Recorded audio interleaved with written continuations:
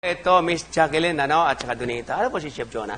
Gagawa tayo ng preservative ng ating isda. Katulad nito, pag binili mo sa palengke, definitely huhugasan Ano natin. tawag sa isdang yan, Ito Chef? ang tamban kung tawagin. So, paano nga ba i-preserve itong mga Eh, maliliit na isdang to? Ito katulad ito, bumili ka sa palengke, lalo brown out, walang ilaw, alam mo na, walang kuryente. So, simpleng-simple lang. Hugasan ng mabuti, then lalagyan natin ng maraming asin. Yon. Yan. So, kung tawagin to, asnan. Asnan o paliguan natin. ng asin. Paliguan ng asin. Tapos haluin Ganun ng kadami dahan-dahan. talaga, no? Dapat marami. Tapos, lagyan mo ng tila. Para saan Hinalo yung mo na. tela? Kasi Chef? pagka walang tela, or either plastic, whatever, rubber, kasi pag pinasok ng langaw, magkaroon ng uod. Iyon na. Yung bakterya. Bacteria, kumbaga. oo. Yan. Ayan, ha?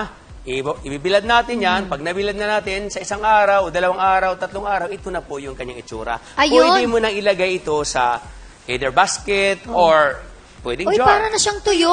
Tuyo na. Naging tuyo na.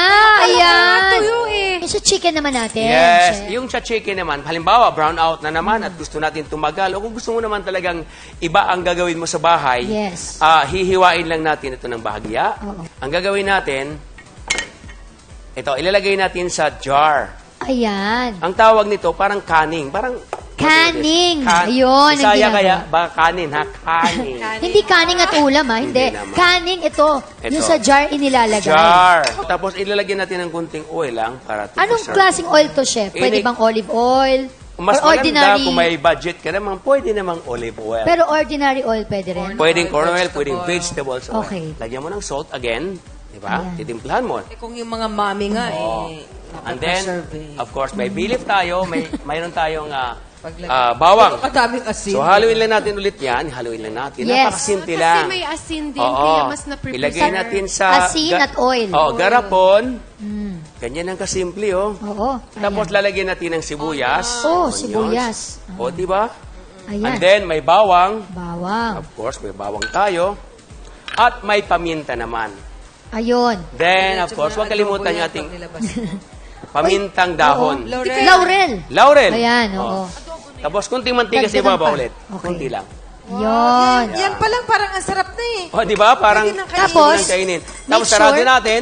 Ilagay natin sa pressure cooker. Ngayon, kung wala kang pressure cooker naman, pwede naman steamer. Okay. Ilagay natin dyan. Tapos, Then, about 75 to 90 minutes, kumukulo. Tatakpan na. Bshhh. oo. Tapos, Tapos, pabayaan mo siyang lumamig. Okay, taas mo ganyan. wag mo muna siyempre buksan agad ang pressure Ay, cooker. naka- Pero chef, hindi ba mababasag yung bote na yan dyan? Ay, hindi po. Habang pinakukuluan? Hindi po. Maging pressurized. Tapos, So, pag napalamig na, after 75 minutes, ito na. wow! Ayun na! Ayan na. 6 to 8 months, maaring ma-preserve yung chicken nyo through canning. Basta tama at maayos ang pagkakagawa. Tama ka Ayan. dyan. Ngayon, gagawa naman tayo ng ating beef. Ito, magbabrine tayo ng beef. Ayan. Ano ba yung brine? Brine, ibig sabihin, nakababad. Ibababad mo siya sa salt again. Yes. Then, paminta. Donita, please. Tsaka water? Simple lang. Buo pala yung pamilya. In English lang nila, binabrine. Pero ang totoo yan, para ibabad mo lang sa may asin. Asin, tubig, Tubig. Tubig. Yan lang. Tubig, yung mga Maraming sugar. at yung mga konting asukal. Kung gusto mo naman, medyo sweet ka naman, lagyan mo ng kunting asukal. Basta ang importante doon, make sure nakalubog yung meat natin doon Tama. sa water. Nakalubog, Merong tapos kung asin. ayaw lumubog katulad yan, daganan mo siya para Ay. lumubog. Oh. Kung ayaw mo, ulo mo, idagan mo. Ilang hours yan, days yan? Oo. 1 week. 1 week. At least, Pwedeng oo. tumagal ng Pwede mong 1 week. i-cover kasi baka Pwede po, cover it na ng plastic or tila, cover natin. Yan. So after 1 week, tatanggalin mo yan. Pagkatapos, assuming na 1 week na, Yes. ito ilalagay ulit natin sa rack. patuyuin ulit. Ita-dry natin sa air dry. Ayan, ako. Ngayon, kung mayroon ka namang nit sa bahay, ilagay mo sa nit, ihahang mo ng Sabi. ganyan para ma-dry. Para mag-dry up siya. Yes. Ayan. After ma-dry, mga 2 to 3 days, ilalaga natin yan. Ayun na. Ate Jane, ikaw ba? I'm sure Yes, gagawin gagawin mo to. ko yan dahil maghahanda tayo dahil meron daw malawakang brownout na Oo. parating itong 2015.